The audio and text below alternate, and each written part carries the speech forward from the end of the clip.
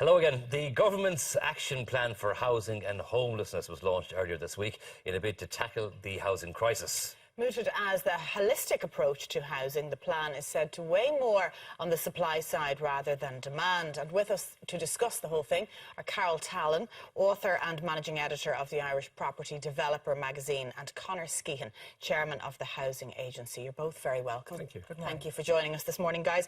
Carol, we might come to you first. There's 5 pillars of this action plan that needed to be addressed as a matter of urgency. Homelessness, social housing, building more homes, improving the rental sector and utilising existing housing. Yes. Talk us through the basics of the plan. Okay.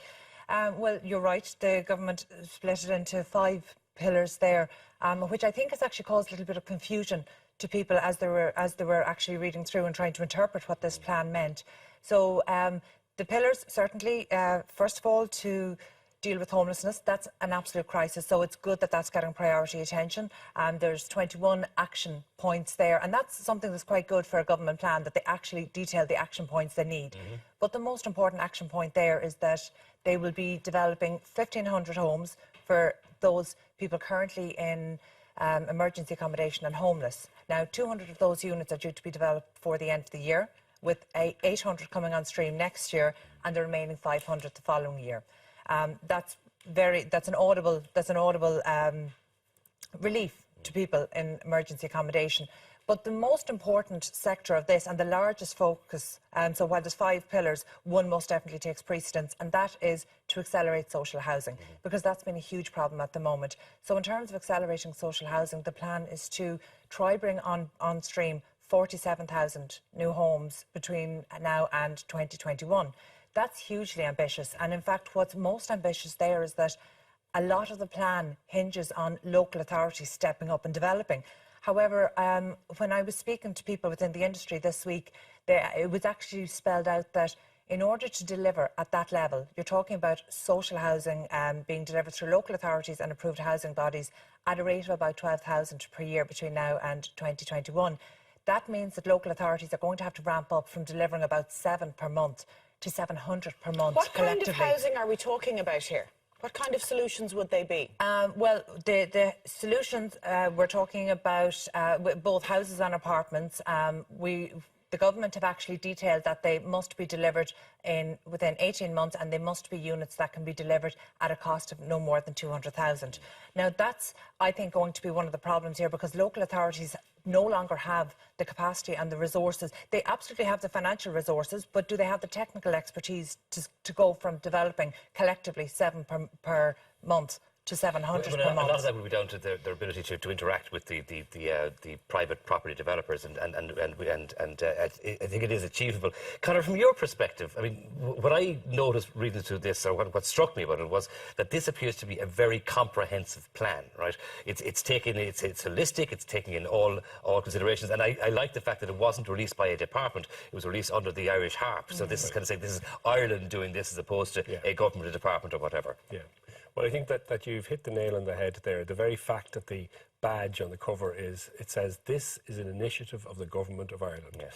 And as far as the housing agents are concerned, that's victory, in the sense that there's a final recognition of the complexity of housing and the need to address it holistically. It does produce the problem that Carol has pointed to, which is it's complex and difficult to understand, though judging by the discussion beforehand, you guys have well absorbed it, which is great, because that means the message is getting out there.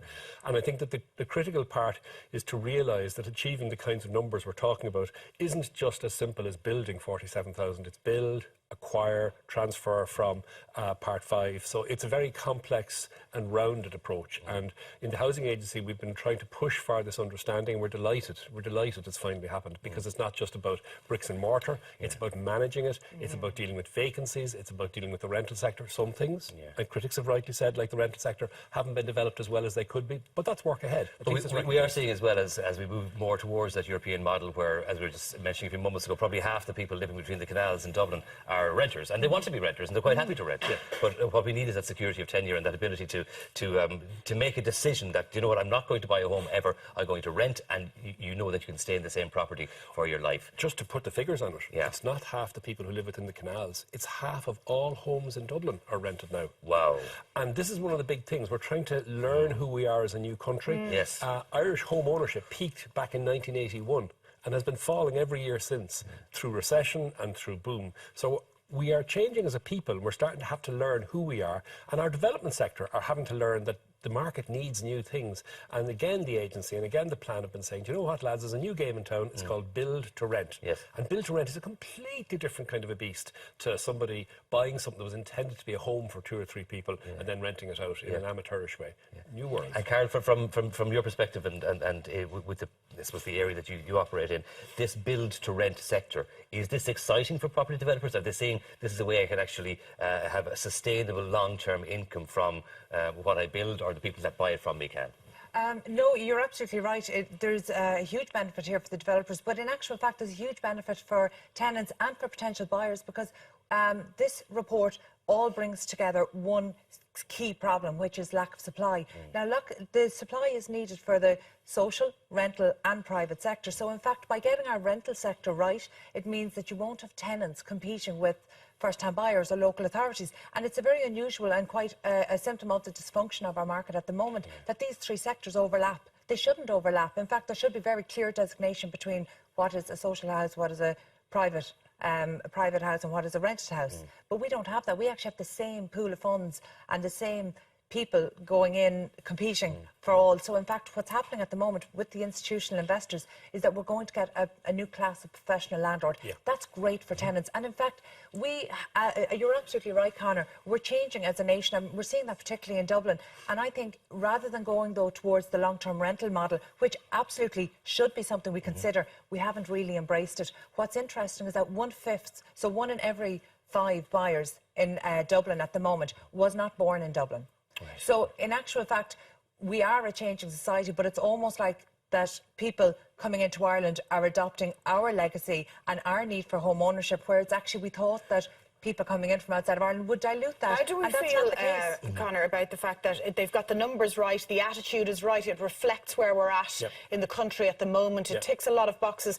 Is it a little bit too ambitious, or is this all achievable? It's definitely achievable. I guarantee if you have me back here in 2 years' time, we'll be looking back and wonder what the fuss was about. Really? Because the Irish construction sector, when they get going, they're animals. I mean, they can churn the stuff out. At the height of the last boom, they were producing 90,000 units per annum. 90,000! I mean, there were building sites everywhere. So we can do it very quickly. In fact, I know this is a tempting fate. We'll very soon be wondering, where are the brakes, you know, to stop us overshooting again. Okay, so, but and this is a very important point. 1, the houses, the units have to be built in the places where they're needed.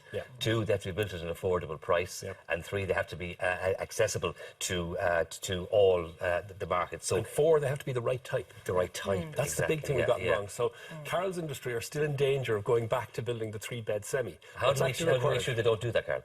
Well, actually, a lot of this, we're actually building on the census information that was gathered, because we've different types of households now with different needs. For example, we've looked at the student accommodation, we've looked at live-work units, but that's a sector that hasn't been embraced yet, that needs to be embraced. But we're definitely moving, that we need to transition to make apartment living more attractive, because that needs to happen. Can I ask a final question? It's a bit of a bugbear of mine, right? Living in provincial Ireland as I do, that you see a lot of properties over shops. You see a lot of houses that are derelict. Does this plan address that? It does. It does. In fact, that's the 5th pillar. It's actually to utilise existing properties and vacant properties. And that's a bugbear of most people who are on the ground looking at properties. So, for example, in Cork, we see there's 70 people in emergency accommodation, but there's 300 houses boarded up. So, of course, that was a very necessary 5th pillar. In fact, look, throughout the plan, there's one clear, unified theme. The government finally, for the first time in about 8 years, have a really clear handle on what the problems are. They don't, I'm not entirely convinced they have a clear handle on what the solutions are, so we have to trust that way will build before us. But they do finally have a really good handle on what the problems are, and that includes utilising vacant stock. Overall, a very optimistic assessment of a Sunday morning of what's going on. Thanks very much for coming in, and hopefully in 2 years' time we will be having that discussion and saying what was the fuss all about. Time